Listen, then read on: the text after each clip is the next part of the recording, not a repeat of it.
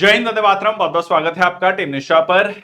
CAPF paper को लेकर बहुत सारे डाउट्स आ रहे हैं, so I thought of making a video, क्योंकि on a daily basis, on a regular basis lot of calls are coming. तो थोड़ा सा इस चीज को क्लियर कर लेते हैं, ताकि एक जनरल ऑडियंस जो भी इस वीडियो को देख रही है उस तक कुछ चीजें पहुंच जाए। अच्छा, खासकर उन स्टूडेंट्स के बहुत कॉल आ रहे हैं जिनका सिविल सर्विसेज प्रीलिम्स नहीं हुआ। ठीक है, सिविल सर्विसेज प्रीलिम्स नहीं हुआ, दे आर हार्ट ब्रोकन। और अब एग्जाम है सीएपीएफ का, तो लगभग 50 डेज का समय है। तो अब उनको लग रहा है कि 50 दिन में हम क्या करें कि हमारा एग्जाम क्लियर हो जाए और हम अच्छा स्कोर करें। अच्छा, कुछ इसमें मैं सिर्फ सिविल सर्विसेज एस्पिरेंट नहीं, मैं सीडीएस एस्पिरेंट्स जो सीएपीएफ दे रहे हैं या सीएपीएफ एस्पिरेंट्स जो स्पेसिफिकली सीएपीएफ को फोकस कर रहे हैं, सबके लिए बात करूंगा। इट्स नॉट के सिविल सर्विसेज, बट क्योंकि बहुत सारे कॉल्स उनके द्वारा आ रहे हैं तो उनको भी थोड़ा एड्रेस करूंगा। देखो, सबसे पहले तो ये समझो कि सबका अपना अपना स्ट्रॉन्ग एरिया है। ठीक है, 50 दिन में मैं एज्यूम करके चल रहा हूं कि एक स्टूडेंट जो है 8 घंटे अच्छे से पढ़ सकता है कंसंट्रेशन के साथ, अगर वो डेडिकेटेड है, फुल टाइम प्रिपरेशन कर रहा है। तो बनते हैं आपके 400 घंटे। ठीक है जी, 50 दिन है और 8 घंटे, तो 400 घंटे। अच्छा, कोई स्टूडेंट हो सकता है कहें जी नहीं, मैं तो दिन के 10 घंटे पढ़ लेता हूं, तो मेरे 500 घंटे बनते हैं। 400 घंटे मान लेते हैं, उसके ऊपर का सारा बोनस है। इतना आप कंफर्टेबली विद कंसंट्रेशन अच्छे से पढ़ सकते हैं। अब सवाल आता है कि वे 400 घंटे में कैसे अपना जो है इसमें डिवोट करूं। अब इसके लिए देखो, दो तीन चीजें हैं। जब आपका समय कम होता है ना, तब होती है reverse engineering. It is like कि जापान ने जब अपनी इकोनॉमी को ग्रो करना था तो उन्होंने यूएस से प्रोडक्ट लेकर आए, रिवर्स इंजीनियरिंग करी। एवरीबॉडी नोस, ठीक है, रिवर्स इंजीनियरिंग। चाइना ने अपनी जो स्टुपेंडस ग्रोथ करी है वो रिवर्स इंजीनियरिंग से करी है। इंडिया ने भी कहीं ना कहीं थोड़ा सा वो रिवर्स इंजीनियरिंग के मॉडल को अपनाया है। यहां पर आपको भी वही करना है। जब कम समय में ज्यादा रिजल्ट चाहिए होता है तो हमें अप्रोच को थोड़ा उल्टा करना है। उल्टा कैसे? जनरली हम क्या कहते हैं कि बहुत डिटेल में चीजों को पढ़ो, बुक्स से पढ़ो, ठीक है, एनसीईआरटीज को पढ़ो, फिर क्वेश्चंस को करो। अब यहां पर आपको अप्रोच को थोड़ा रिवर्स करना है। रिवर्स मतलब पहले क्वेश्चंस को करने हैं। ठीक है, जैसे कि मान लो अब सिविल सर्विसेज एस्पिरेंट्स हैं, वो हिस्ट्री, ज्योग्राफी, पॉलिटी, इकोनॉमी इसमें कंफर्टेबल हैं। मोस्ट ऑफ द एरियाज में वो कंफर्टेबल हैं, क्योंकि ये ज्यादा फोकस रहता है। इसमें इन्वायरमेंट इकोलॉजी भी काउंट कर लो, इसमें आप जो है करंट अफेयर्स को भी काउंट कर लो। तो these are their strong areas. तो उनपे उनको सीधा क्वेश्चंस को प्रैक्टिस करना है। ठीक है, आपने पढ़ बहुत लिया, अभी समय पढ़ने का नहीं है, अभी क्वेश्चंस को प्रैक्टिस करने का है। अभी जो आपने पढ़ा है उसको कंसोलिडेट करने का समय है। अब क्वेश्चंस प्रैक्टिस दो तीन तरीके से किए जा सकते हैं। एक तो बेस्ट तरीका है आपका प्रीवियस ईयर क्वेश्चंस। ठीक है जी, प्रीवियस ईयर क्वेश्चंस को कर लो। प्रीवियस ईयर क्वेश्चंस की मैंने डिटेल्ड वीडियोस, एक एक वीडियो 5-6 घंटे, जिसमें मैंने 2014 से लेकर 23 तक के सारे प्रीवियस ईयर क्वेश्चन डिस्कस किए हैं। पॉलिटी के एक अलग वीडियो में, इकोनॉमी के एक अलग वीडियो में, फिजिक्स के, इस तरीके से वीडियोस बनी हुई है, प्लेलिस्ट है, जाकर देख लो। दूसरा तरीका, ठीक है जी, अब आपने प्लेलिस्ट देख ली। ठीक है, मान लो जैसे मैंने कहा 5 घंटे का वीडियो है, इस तरीके से 6-7 वीडियो हो गए, 30-35 घंटे। तो आपने तो 3 से 4 दिन में इसको निपटा दिया। ठीक है, एक बार में बैठे एक दिन में 2 वीडियोस देख ली 5-5 घंटे की, और समझ गए। ठीक है, आपका क्योंकि वो एरिया स्ट्रांग है तो आपने क्वेश्चंस भी देख लिया, आपको समझ भी आ गया, आपने उसको मतलब कर लिया अच्छे से। ठीक है, 3-4 दिन 5 दिन में आपका कंप्लीट हो गया। अब क्या करें जी? ठीक है, या फिर आपने कहा कि ठीक है, मैं इसको स्टैगर्ड मैनर में करूंगा, हर दिन 2-2.5 घंटे देखूंगा। ठीक है, वीडियो समझ लूंगा, क्वेश्चन कर लूंगा, और इस तरीके से मैं अगले 15 दिन में इसको कंप्लीट कर लूंगा। ठीक है जी, फिर उसके बाद मैं क्या करूं? मतलब ये this is like my 30 hours. फिर आप कर सकते हो एनसीईआरटी। एनसीईआरटी के चैप्टर वाइज क्विजेस। अब इसमें जो चैप्टर वाइज क्विजेस हैं, ठीक है, एनसीईआरटी के जो चैप्टर वाइज क्विजेस हैं, क्योंकि एनसीईआरटी पे बहुत फोकस है। अब एनसीईआरटी 6 to 10th नहीं करनी है, 11th 12th पे फोकस करना है। ठीक है जी, जैसे कि 11th एंड 12th क्लास की ज्योग्राफी, ठीक है जी, जिसमें फिजिकल ज्योग्राफी है, इंडिया फिजिकल है, ह्यूमन ज्योग्राफी है, इंडिया ह्यूमन ज्योग्राफी है। बस ये 4 एनसीईआरटी, अगर आपने ये क्वेश्चंस कर लिए तो मैक्सिमम क्वेश्चन आप मान के चलो ज्योग्राफी के आपके कवर हो जाएंगे। फिर आपका हिस्ट्री, 11th क्लास की हिस्ट्री नहीं पढ़नी है, वर्ल्ड हिस्ट्री है क्योंकि वो एनसीईआरटी जो है, ठीक है। 12th क्लास की history themes in Indian history है, part 1, part 2, part 3, theme 1, theme 2, theme 3, एक में एंशिएंट है, एक में मिडिवल है, एक में मॉडर्न हिस्ट्री है। उसमें से सीधा सीधा मतलब पैरा का पैरा उठा के क्वेश्चन पूछ लेता है, तो वो कर लो, उसके क्वेश्चंस कर लो। पढ़ने मत बैठो, क्योंकि पढ़ने बैठ जाओगे तो समय उसमें चला जाएगा, और पढ़ना हमेशा पैसिव लर्निंग होता है। जितने क्वेश्चंस करोगे उससे दो तीन चीजें बहुत इंपॉर्टेंट होती हैं, कंसोलिडेशन, इवैल्यूएशन, रिवीजन, और इन तीनों से ऊपर एक चीज होती है कॉन्फिडेंस। जितने आप क्वेश्चन करो आप हाँ यार हो रहे हैं, ठीक है। शुरुआत में बहुत मुश्किल लगेगा, 2-4 दिन, हफ्ता, जैसे आप क्वेश्चंस के प्रैक्टिस में आ जाओगे, ट्रस्ट मी, आपका माइंड ऑटोमेटिकली उस तरीके से चलने लगेगा। देखो, बहुत स्टूडेंट्स आपको ऐसे मिलेंगे जिनका ना ऑब्जेक्टिव बहुत अच्छा होता है, क्योंकि उन्होंने वो आर्ट सीख ली है, ठीक है। वो आर्ट सीख ली है कि क्वेश्चंस को एलिमिनेट कैसे करना है, कि ये ऑप्शन नहीं होगा, ठीक है, ये क्वेश्चन पढ़ा इसलिए ये ऑप्शन नहीं होना चाहिए, ठीक है। सो 11th-12th geography, 11th and 12th का आर्ट एंड कल्चर, ठीक है, क्योंकि आर्ट एंड कल्चर से क्वेश्चन पूछता है, और 12th क्लास की हिस्ट्री, ठीक है जी। अब आपको होगा कि अच्छा सारे क्वेश्चन इसी में से आ जाएंगे, नहीं, जरूरी नहीं है। पर हमें यह देखना है कि हमें अपने ये इस चीज को देखना है। ह्यूमनली हमारे पास 400 से 500 घंटे हैं, हमें 400 से 500 घंटे में हम क्या कर सकते हैं, हमें वो देखना है, ठीक है। फिर इसके अलावा history, geography, economy, economy 11th-12th, micro economics, ठीक है, उस पे, और इंडियन इकोनॉमिक डेवलपमेंट, 3 बुक्स वो है, ठीक है। तो इकोनॉमी 11th एंड 12th। एक आपका हो गया पॉलिटी, पॉलिटी में आपका एक बुक है constitution at work, Indian constitution at work. उसमें बकायदा एक चैप्टर लेजिस्लेचर का, एक एग्जीक्यूटिव का, एक जुडिशरी का, इस तरीके से चैप्टर हैं, उनके क्वेश्चंस कर लो, plus previous year questions. Previous year questions तो करने ही करने हैं, मतलब दिस इज लाइक मैंडेटरी, इसमें तो ऑप्शन ही नहीं है, करके ही जाने हैं, ठीक है। तो इसमें आपने सारे क्वेश्चंस करने ही करने हैं, ठीक है, there is no other option left, ठीक है। तो ये हो गया हिस्ट्री, ज्योग्राफी, पॉलिटी, इकोनॉमी, मैंने सारा कवर कर लिया। पॉलिटी में मैंने आपको बताया कॉन्स्टिट्यूशन एट वर्क वाली जो एनसीईआरटी है, कॉन्स्टिट्यूशन एट वर्क, उसके क्वेश्चन जो है आपको करने हैं, ठीक है। और इसके अलावा पॉलिटी के जो जो टॉपिक्स आपको लगता है कि आपके कॉन्स्टिट्यूशन से रिलेटेड है, पूरी बुक के चैप्टर्स भी मत करो, उन चैप्टर्स को करो जो कॉन्स्टिट्यूशन से रिलेटेड है। 9 to 12th क्लास की एनसीईआरटी के चैप्टर वाइज क्विज हमने ncrtquiz.com में दिए हैं, ठीक है। So this is the platform which we are running only. सो इस पे हमने 9 to 10th क्लास के दिए हैं, 9 to 12th क्लास की पॉलिटी, ठीक है। तो उसमें से जो जो टॉपिक आपके कॉन्स्टिट्यूशन से रिलेटेड है, ठीक है, just go through the chapters. अच्छा ये चैप्टर है, इसके सीधा क्वेश्चन करो जाके, मैंने पढ़ना है, रिवीजन करना है, ऐसे सोचो क्वेश्चन के थ्रू ही रिवीजन करना है आपको। अगर आप सिविल सर्विसेज एस्पिरेंट हो, आपको ये एरिया कंफर्टेबल है, जो भी एरिया कंफर्टेबल है, ठीक है, history, geography, polity, economy, physics, chemistry, bio, maths, reasoning, current affairs, 9 subject हैं। अगर मैं इसको ऐसे सब्जेक्ट्स की तरह लूं तो 9 में से जो आपको आपका अबव एवरेज है या एवरेज भी है, उसके सीधा क्वेश्चन जाके करो, ठीक है। अब इसमें से कुछ सब्जेक्ट ऐसे हो सकते हैं जो आपने पढ़ा ही नहीं है, जैसे साइंस, सिविल सर्विसेज एस्पिरेंट हैं तो आप साइंस टेक पढ़ते हैं, सिविल सर्विसेज के लिए साइंस नहीं पूछता है, उसमें फिजिक्स, केमिस्ट्री, बायो नहीं पूछता है। एक आप क्वेश्चन पूछ ले तो अलग बात है, बट यहां पर सीधा सीधा 30 क्वेश्चन हैं, 30 क्वेश्चन, 60 मार्क्स पेपर, सब कुछ डिसाइड कर देगा। इसीलिए आप देखेंगे बहुत सारे सिविल सर्विसेज एस्पिरेंट जिन्होंने मेंस लिखा है, जिन्होंने इंटरव्यू भी दिया है, they don't get good rank in CAPF। Despite appearing for civil services interview, they don't get good rank in CAPF. They get selected most of the times अगर किसी ने इंटरव्यू दिया है, पर वो अच्छा रैंक क्यों नहीं ले पाते, क्योंकि उन्होंने वो जो थोड़ा सा कुछ एरिया है जो डिफरेंट था वहां पे, वो वहां पे उन्होंने कवर नहीं किया।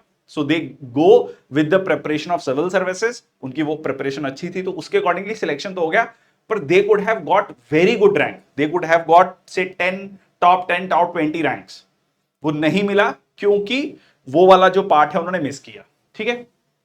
और आपको ऐसे भी स्टूडेंट मिलेंगे जिनका सिविल सर्विसेज में प्रीलिम्स नहीं हुआ या सिर्फ उन्होंने मेंस ही लिखा है, उनका यहां पे बहुत अच्छा रैंक है, मतलब टॉप 50 रैंक, टॉप 30 रैंक, ठीक है। ऐसे भी आपको स्टूडेंट्स मिलेंगे क्योंकि उन्होंने CAPF के अकॉर्डिंगली वो चीज मतलब चेंज कर लिया अपनी, मतलब अपनी स्ट्रेटजी को चेंज कर लिया। तो दिस इज आपको क्वेश्चंस करने हैं, ठीक है जी। उसके बाद अगर अच्छा अब सीडीएस एस्पिरेंट है आप, ठीक है, आप सीडीएस एस्पिरेंट हैं, सीडीएस एस्पिरेंट का साइंस बहुत अच्छा होता है, ठीक है, तो आपने सीधा साइंस के क्वेश्चन करने हैं, 9th और 10th क्लास की साइंस के क्वेश्चन करने हैं। अच्छा अब अगर आप सिविल सर्विसेज एस्पिरेंट है तो इसके क्वेश्चन करने हैं, इसके लेक्चर्स देखने हैं, ठीक है जी, इसके लेक्चर्स देख लेने हैं, क्योंकि अब ऐसा है कि आप एनसीईआरटी पढ़ने जाओगे 9th और 10th की तो उसमें बहुत समय लग जाएगा, लगभग सारा समय इसी में निकल जाएगा, क्योंकि एक सब्जेक्ट एक चैप्टर को पढ़ना, फिर उसको समझना, उसके क्वेश्चंस किस तरीके से पूछे जाएंगे उनको समझना, तो बेटर है आप सीधा लेक्चर्स देखो इसके, ठीक है, लेक्चर्स देखो क्वेश्चन करो, लेक्चर देखो क्वेश्चन करो, ठीक है। तो ये आपकी स्ट्रेटजी वहां पर होगी। अच्छा अगर आप सीडीएस एस्पिरेंट, आपका साइंस अच्छा है, ठीक है, एज्यूमिंग कि आपने सीडीएस के लिए अच्छी प्रिपरेशन की है, सीडीएस का रिटन क्लियर है, so you are good in science, ठीक है। आप maybe you may not good in these subjects, ठीक है, या इनमें से आपने इकोनॉमी छोड़ दिया, इकोनॉमी बहुत सारे स्टूडेंट छोड़ के जाते हैं, हिस्ट्री, तो इकोनॉमी के क्वेश्चंस कर लो, ठीक है, इकोनॉमी के लेक्चर्स देख लो, मैराथन सेशन देख लो या लेक्चर्स देख लो, लेक्चर देख के क्वेश्चंस कर लो। तो कहने का मतलब यह है कि इसमें से आपका मैक्सिमम टाइम प्रैक्टिस क्वेश्चन पे जाना चाहिए, और जो क्वेश्चंस आप सॉल्व नहीं कर पा रहे हैं, जिनके कंसेप्ट्स आप सॉल्व नहीं कर पा रहे हैं, उनको सिलेक्टिवली वीडियोस को देखना है, ठीक है, सिलेक्टिवली वीडियोस को देखना है। और कुछ पार्ट ऐसा है 400 घंटे में से 100 घंटे, ठीक है, से 100 आवर्स, उन टॉपिक्स को दे सकते हो जो आपके कंप्लीटली वीक हैं, ठीक है, कंप्लीटली वीक हैं, उन पे आप थोड़ा लेक्चर्स को देख के उनको एक जैसे ऐसे समझो कि तीन लेवल ऑफ क्वेश्चंस है, इजी, मॉडरेट, टफ। तो मैं easy to moderate level of questions पे थोड़ा फोकस कर सकता हूं, टफ तो मुझे पता है मैं छोड़ के आऊंगा, जैसे एंशिएंट मेडिवल है, तो एंशिएंट और मेडिवल में इजी क्वेश्चन मैं कर पाऊं और थोड़ा सा मॉडरेट लेवल के क्वेश्चन भी कुछ कुछ समझ पाऊं, ठीक है, तो मैं उतना का प्रिपरेशन कर लूं, ठीक है, ताकि 125 में से 15 से 20 क्वेश्चन ऐसे हैं जो बहुत लोगों को, मतलब वो सबके लिए अलग अलग हो सकते हैं वो 15 से 20 क्वेश्चन, पर जनरली 15 से 20 क्वेश्चन लगभग सब लोगों के लिए ऐसे होंगे जो बाउंसर होंगे।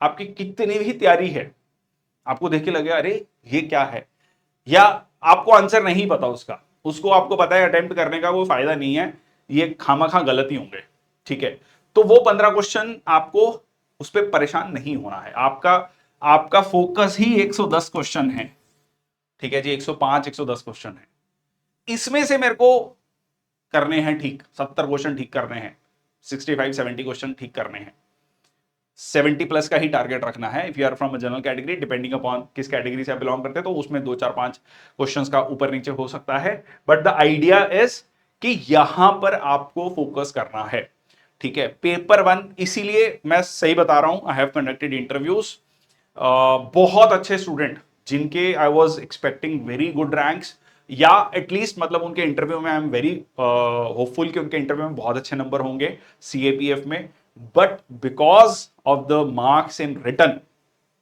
ठीक है, they couldn't get the rank, ठीक है, उनका रैंक नहीं आया। और ऐसे भी बच्चे हैं जिनका जो है रिटन में बहुत अच्छे नंबर थे, इंटरव्यू में ठीक भी रहे, एवरेज भी रहे, but they manage to clear, they manage to get into the list, ठीक है, वो एक बहुत बड़ी तसल्ली होती है जब आपका लिस्ट में नाम होता है, ठीक है। तो इसलिए आप रिटन को अंडर एस्टिमेट मत करो, यही है कहानी मेन। इंटरव्यू की स्टेज बाद की है, उस पर हम आएंगे, उसको भी डिस्कस करेंगे। तो आपको history, geography, polity, economy, science, science में 9th 10th की साइंस, ठीक है, 9th, अच्छा फिर इस पे भी सवाल आ जाएगा कि 11th 12th की साइंस पे पढ़ने हैं, कौन कौन से चैप्टर पढ़ने हैं, भाई साहब 30 क्वेश्चन अगर आ रहे हैं, उनमें से 26 27 क्वेश्चन आपके 9th और 10th साइंस में से लगभग आपको मिल जाते हैं।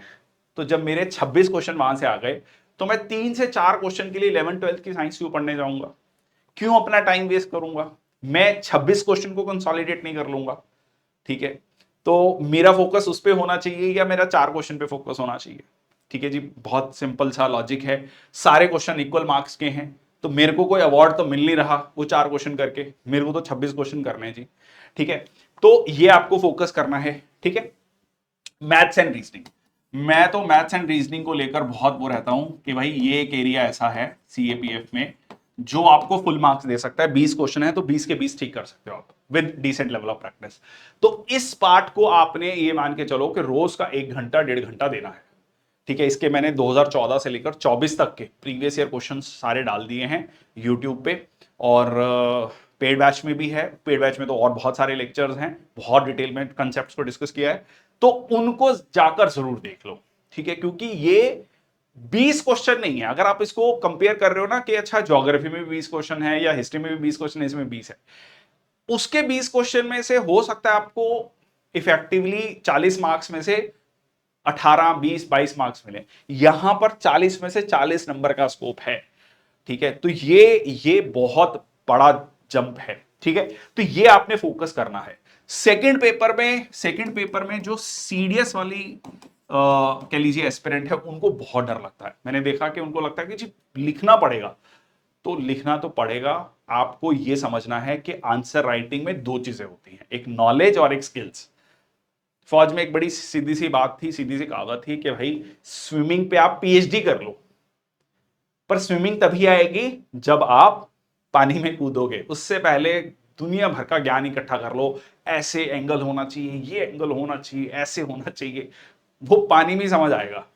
ठीक है, तो आप कितनी नॉलेज गेन कर लो, बहुत बड़ा पॉइंट बता रहा हूं।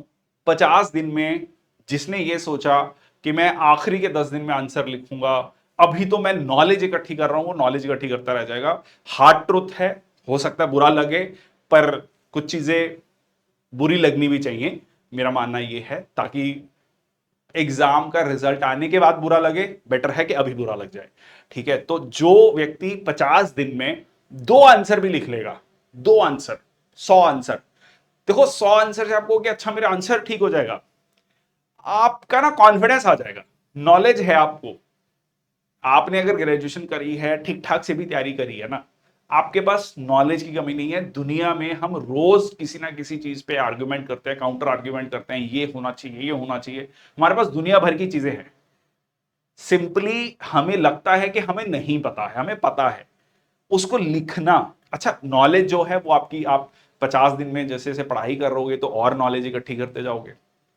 पेपर से एक दिन पहले भी हो सकता है न्यूज़पेपर में हमने कोई आर्टिकल पढ़ा, उस आर्टिकल से रिलेटेड क्वेश्चन पूछ लिया, तो आप उसको कोट करके आ जाओ। So knowledge is a ever going process, but skill need to be hold. Driving, cooking, speaking, writing, these are skills जो प्रैक्टिस के साथ ही होंगी।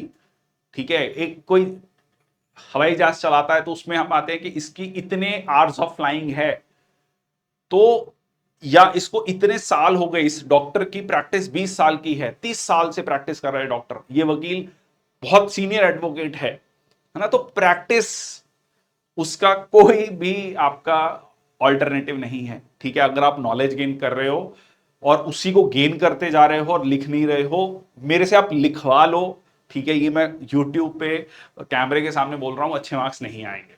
ठीक है, ओके। ठीक है, तो ये हो गया आपका essay writing, argument. Essay writing का अलग तरीका है, आर्गुमेंट राइटिंग का अलग तरीका है, रिपोर्ट राइटिंग का अलग तरीका है।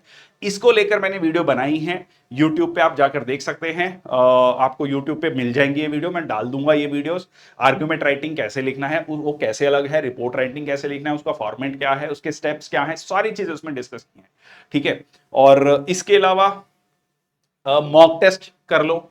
ठीक है, जैसे हमने 3 मॉक टेस्ट रखे हैं तो 3 मॉक टेस्ट कर लो, तो पूरे 3 घंटे बैठ के आप पेपर लिखोगे। एक आपको ये पता लग जाएगा 3 घंटे में मैं कितना पेपर कंप्लीट कर पा रहा हूं या नहीं कर पा रहा हूं। ठीक है जी, तो ये हो गया आपका पेपर 2 के लिए ऐसे। अच्छा, एक एक जो रिपोर्ट राइटिंग, ठीक है जी, प्रेसी राइटिंग को लेकर मैंने एक वीडियो बनाया था, प्लीज उसको जाकर देख लीजिएगा। ठीक है, प्रेसी राइटिंग समरी नहीं है सिर्फ, प्रेसी राइटिंग सिर्फ ये नहीं है कि 1/3 में लिखना है, उसका एक तरीका है, उसका एक फॉर्मेट है, उसका एक प्रोसीजर है। ठीक है, वो प्रोसीजर आपको फॉलो करना पड़ेगा।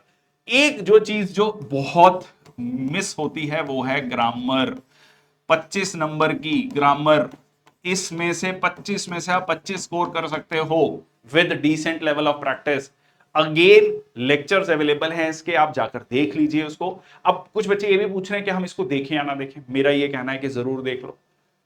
ये सिर्फ 25 नंबर नहीं है आपकी सिलेक्शन में, ठीक है, एक बहुत बड़ा हिस्सेदारी रखते हैं ये। रिटर्न में अगर आप मान लो 220 230 नंबर ले रहे हो, 250 नंबर ले रहे हो, तो 25 नंबर 10% नंबर हैं ये पूरे आपके पूरी प्रेपरेशन के 10% मार्क्स। तो इसको आप हल्के में मत लो, ठीक है। अगर आपको 400 घंटे या 500 घंटे हैं, उनमें से आपको इस पे 50 घंटे देने पड़ रहे हैं, 50 घंटे थोड़ा ज्यादा हो गया, 50 घंटे देने की जरूरत नहीं है। आप मान लो कि 30 से 40 घंटे आप दे रहे हो, और 30-40 घंटे सिर्फ ग्रामर पे क्यों दूं? 500 घंटे में से 10%, 50 घंटे, या 400 घंटे में से 10%, 40 घंटे, तो मैं तो 10% नंबर के लिए इतना तो कर सकते हो ना। तो कहने का मतलब ये है कि आपका इंग्लिश ग्रामर की प्रैक्टिस, मैथ्स रीजनिंग की प्रैक्टिस, वो एरियाज आइडेंटिफाई करो जिसमें आपके ज्यादा नंबर आ सकते हैं, ठीक है, उनको आप मिस मत करो। ये आपको थोड़ा थोड़ा चीजों को ध्यान में रखना है। और इसमें आप ये समझ के चलो, ऐसे writing, argument writing, report, प्रेसी writing, एक दिन एक ऐसे और एक आर्गुमेंट राइटिंग, अगले दिन एक रिपोर्ट राइटिंग, एक प्रेसी राइटिंग, फिर अगले दिन एक ऐसे राइटिंग, आर्गुमेंट राइटिंग, फिर अगले दिन एक रिपोर्ट राइटिंग, प्रेसी राइटिंग, बीच में कुछ कॉम्प्रिहेंशन भी देख लो। दो दो दो आंसर राइटिंग अगर डेली भी कर लिया ना, मैं सही बता रहा हूं, 50 दिन में 100 बहुत हैं। 100 का बस ये है कि आपको एक फॉर्मेट ऑटोमेटिकली समझ आना शुरू हो जाएगा। बीच में 3 जो फुल मॉक टेस्ट है वो कर लो, मोर देन सफिशिएंट, ठीक है। इतना अगर आप इस तरीके से आप सोच के चलोगे, रिवर्स इंजीनियरिंग करोगे कि 400 घंटे हैं, 400 घंटे से मैं मेरा लगभग वीडियो लेक्चर्स मैं देखूंगा 100 घंटे।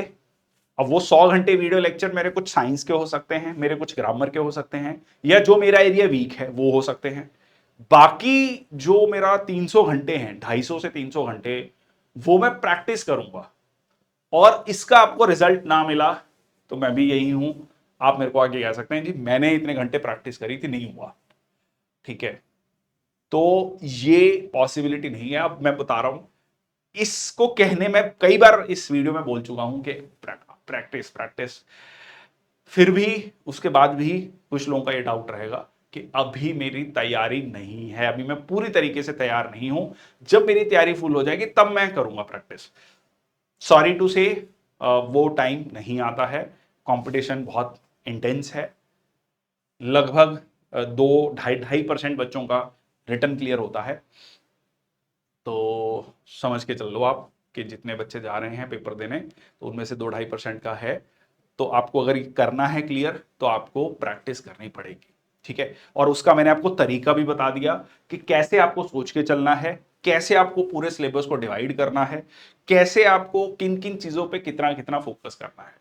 रोज के 10 घंटे हैं, मान लो 10 घंटे आप निकाल सकते हैं, 8 घंटे निकाल सकते हैं, तो 8 घंटे में से मैं लगभग जो है या 400 घंटे में से मैं लगभग इतना मैथ्स की प्रैक्टिस करूंगा, इतना इंग्लिश ग्रामर की करूंगा, इतना ऐसे writing, argument writing, report writing पे दूंगा। बाकी टाइम जो है अपना सीएपीएफ पेपर 1 के जो क्वेश्चंस हैं वो प्रैक्टिस करूंगा, ठीक है जी। So that's all from my side. I hope I have made myself very clear. This is all. I hope the video serves the purpose. जो चीजें मैं कन्वे करना चाहता हूं आपको पता लग गई हैं और समझ आ गई हैं। अगर आप प्रैक्टिस करोगे, प्रैक्टिस रिवर्स इंजीनियरिंग करनी है इस समय पर, इसमें लेक्चर्स के बाद प्रैक्टिस नहीं करनी, प्रैक्टिस के बाद लेक्चर्स को देखना है। That's all. Thank you so much. जय हिंद, धन्यवाद।